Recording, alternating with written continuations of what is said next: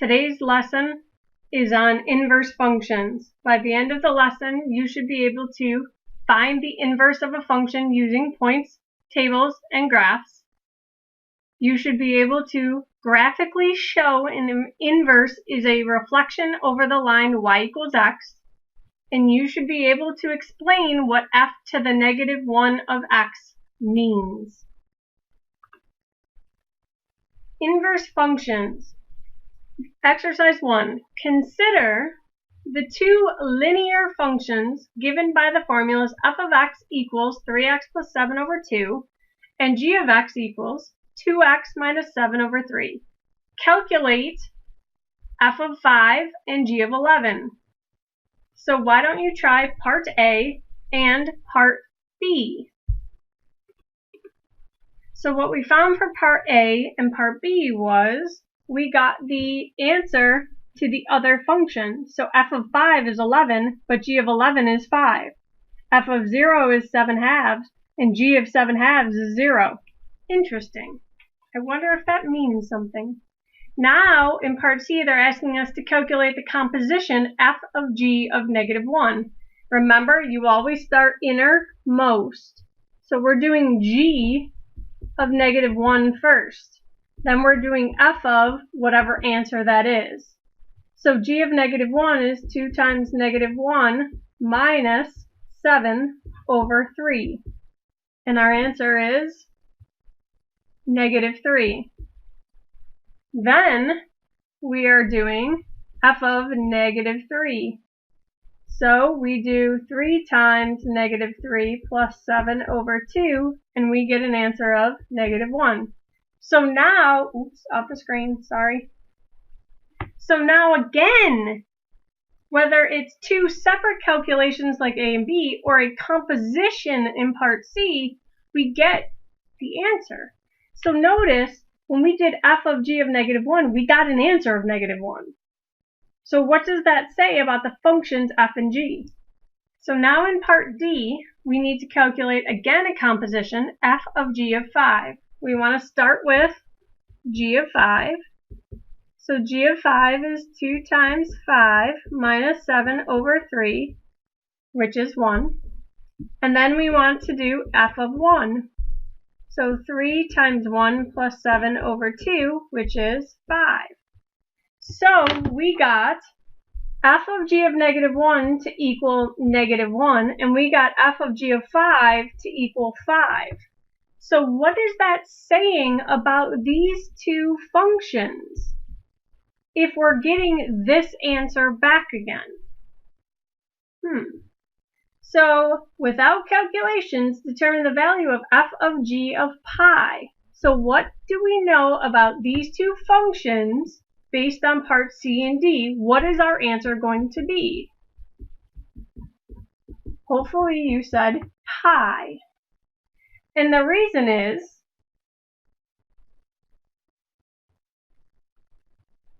the two functions seen in exercise 1 are inverses because they literally undo one another.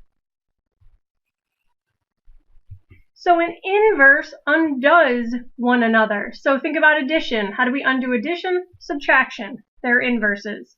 Multiplication and division. They're inverses. What else do we have? Square root and squared. They're inverses. Okay? We do lots and lots of inverses when we solve equations because we have to undo the operations. So we perform the inverses.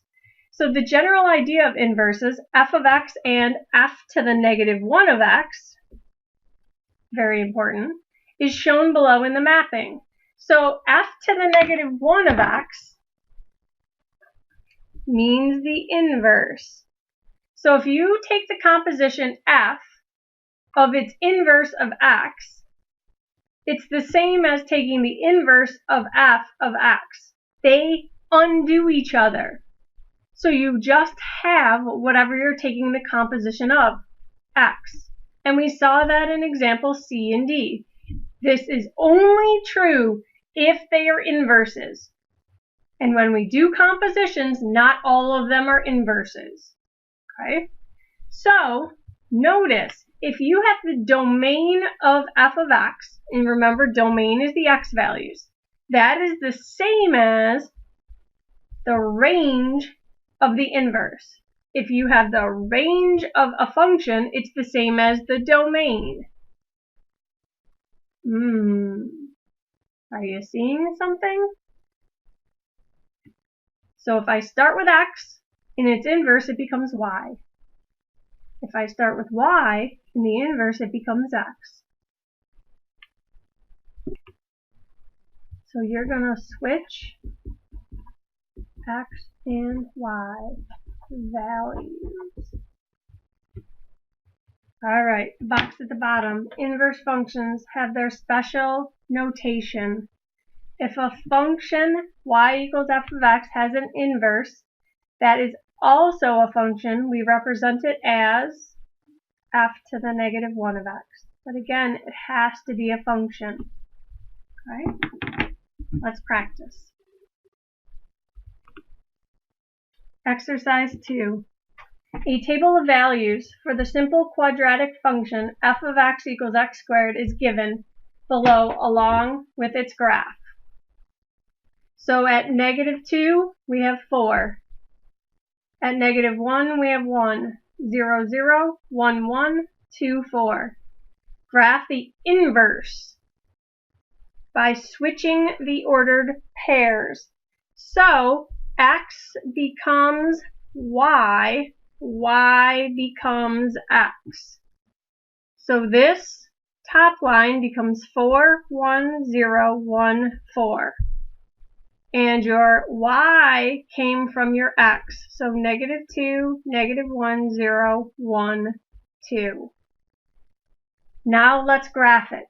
So over 4, -2. Over 1, -1. 0, 0. 1, 1.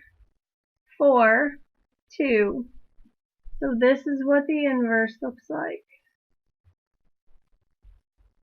And you will notice that they are symmetrical with this line. And this line is y equals x. And if you think about the inverse, x became y, y became x. So y equaled x. And this is the reflection or the line of symmetry between the inverse and the original. So this was f of x, and this was f to the -1 of x. So let's try it with a line. Exercise 3. The linear function f of x, 2 over 3x minus 2 is graphed. Use its graph to answer the following questions. So now they give us the inverse of 2. So this is the equation f of x. So in order to graph its inverse, let's make a table. So we have 0, -2, 3, 0, and 6, 2. So this is f of x. So what would it look like for the inverse? Well, the inverse,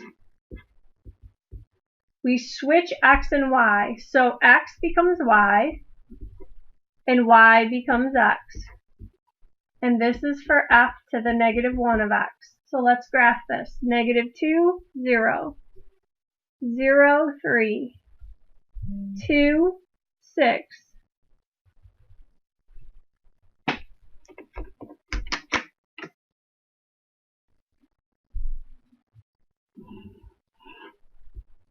So this is f to the -1 of x. Notice again, symmetrical to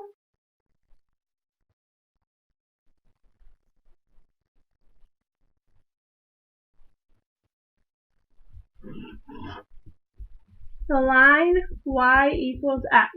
And that's one way you can visually check yourself to make sure that you graphed it correctly.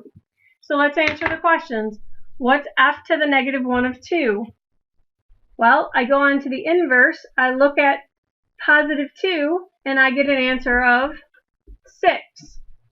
Well, I could also look in my chart, 2, 6. Well, look at the original. Oh, since it's inverse, this becomes the y value because it was x value. Sometimes that's confusing. So now, inverse of negative 4. So I'm going to go to negative 4. So where is it on my green line? Negative 3. Okay. So determine the y-intercept of the inverse of x. And we said it is 3. Well, think about the ordered pair for the y-intercept. It is 0, 3. So for the original, it would be 3, 0. It would be the x-intercept. So the y-intercept of the inverse is the same as the x-intercept of the original. On the same set of axes, draw a graph of f to the negative 1 of x, and we already did. What do you notice about the graph of its function's inverse? So it's symmetrical to y equals x, or it's a reflection in the line y equals x. So you have two different ways to say it. And the last part, existence of an inverse. A function will have an inverse that is also a function if and only if it is 1 to 1. Very, very important. Hence, a quick way to know if a function has an inverse that is also a function is to apply the horizontal line test. So to tell if it was a function, we did a vertical line test. So to tell if it's 1 to 1, we can do a horizontal and vertical line test. But to know if the function of the inverse is, if there's a function of the inverse, you could just do horizontal. So you can tell, back up in exercise 2, it does not pass horizontal. Therefore, the inverse is not a function. In exercise 3, the original passes horizontal. Therefore, the inverse is a function. Make sure if you have questions, you ask in class. Good luck!